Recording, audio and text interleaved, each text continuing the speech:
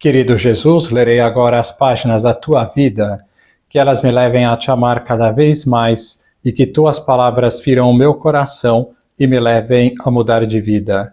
O Evangelho de hoje é o Evangelho de São Lucas, capítulo 11, versículos 14 a 23.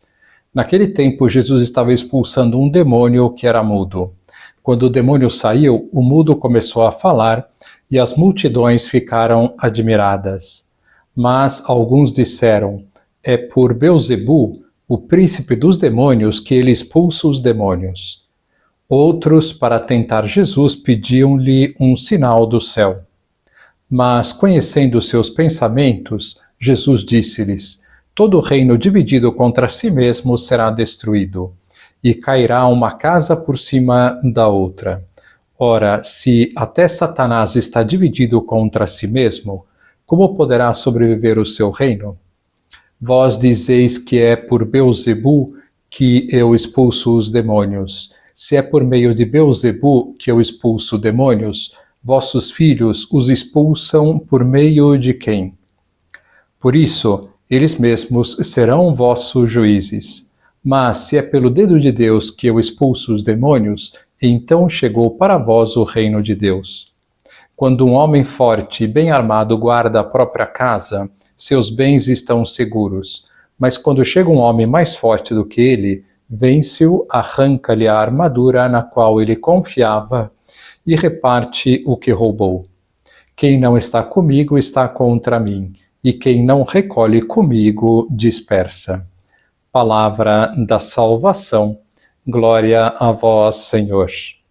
Vamos olhar para Jesus, os fariseus criticando Jesus, dizendo que era por Beelzebu, isto é, porque Jesus estava possuído pelo demônio, é que ele expulsava os demônios, dá ensejo a que Nosso Senhor dê testemunho mais uma vez de que é o próprio Deus.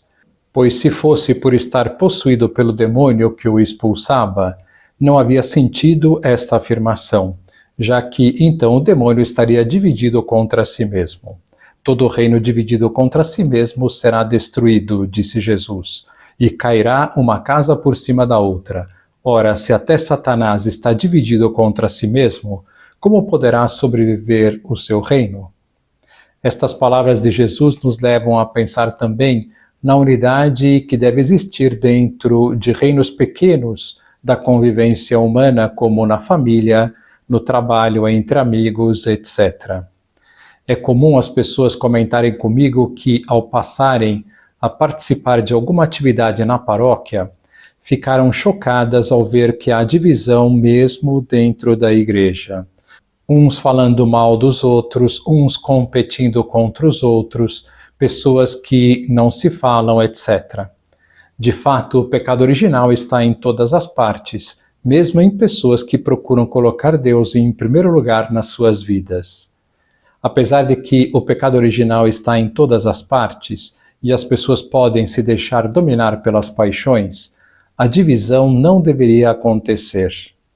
De fato, é uma pena ver principalmente famílias divididas. A família foi pensada por Deus para ser o núcleo do amor, a escola do amor, o reflexo do amor de Deus por nós. E qual é a causa de toda a divisão? A resposta é simples e clara: o orgulho. O orgulho é o defeito por excelência do demônio, e o que o demônio adora é gerar divisão, gerar ódios, gerar guerras, para que as pessoas se destruam umas às outras e vença o ódio, ao invés de vencer o amor, cuja fonte é Deus. Será que eu sou uma pessoa que gera divisão? Ou eu sou uma pessoa que busca sempre o perdão, a reconciliação, a união? Na minha casa, na minha família, eu sou uma fonte de paz ou uma fonte de guerra? Vamos imaginar uma situação de dois irmãos que não se falam, pois um agrediu o outro. O que Jesus faria se fosse agredido por alguém? É fácil responder esta pergunta, pois Jesus foi agredido continuamente pelos orgulhosos fariseus e doutores da lei. E qual foi a sua reação sempre? Devolver o mal com o amor, morrendo inclusive na cruz por eles e por nós. Jesus, que é Deus e portanto nosso Pai, Jamais olhe um filho seu com raiva quando faz o mal, mas com compaixão. E olha com compaixão, pois nos ama. Jesus sente dor ao ver um filho seu agindo mal, perdendo-se na vida. Nós também temos que olhar desta maneira, com amor. Diante de uma agressão, se eu agir com raiva, mesmo que seja injusta a agressão, esta é uma reação do orgulho e não do amor. O orgulhoso, com o orgulho ferido, pensa mais ou menos assim: como ele ousou me ofender? Quem ele pensa que é? Ele vai ver agora o que ele merece. Como Jesus reagiria? Como reagiria uma pessoa que está cheia de amor no coração? Primeiro, com humildade. Não teria o ego inflado, não daria muita importância a ser ofendida, pois sabe que vale pouca coisa e que tem muitos defeitos. Depois, olhando com amor, desculparia esta ofensa, pensando que o irmão não estaria num bom momento, ou que estaria cansado, ou lembrando que ele tem dificuldade em algumas situações, em controlar a sua ira, etc.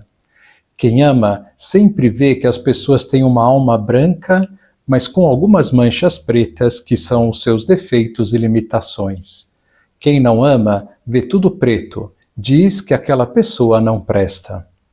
Quem ama sabe que não é reagindo na mesma moeda que consertará a situação, mas, como dizem os santos, afogando o mal na abundância de bem. O remédio para curar as pessoas é sempre o amor. Amar não significa ser bonzinho e dizer que não foi nada. Amar não é justificar o mal. Amar é reconhecer o mal e levar em conta a justiça, porém buscando a vitória do amor e não da fria justiça. Todas as situações de divisão nas famílias têm algo em comum com o exemplo que comentamos. Pensemos que atitude temos tomado diante das agressões que ocorrem no lar e na família e como temos reagido, imitando Cristo ou deixando-nos dominar pelo orgulho. E lembrar que a caridade sempre gera a união e não a divisão. Agora vos dou a bênção para este dia, a bênção de Deus Todo-Poderoso, Pai, Filho e Espírito Santo, esteja sempre convosco e permaneça para sempre. Amém.